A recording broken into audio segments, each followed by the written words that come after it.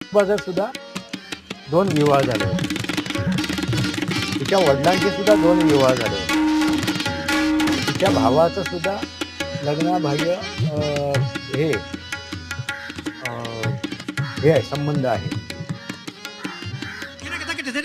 विचार केला की ह्या मुलीवरती, ह्या स्त्रीवरती संस्कार काय झाले, ही महत्वाची गोष्ट. संस्कार, कारण का एक पिढी दर पिढी तिने हे प्रताप केलेलेच आहे. तिला ही गोष्ट क्षुल्लक वाटली, विवाहबाह्य संबंध ठेवणं. त्या दृष्टीने तिने त्याच्याकडे बघितला. ही एक महत्वाची गोष्ट.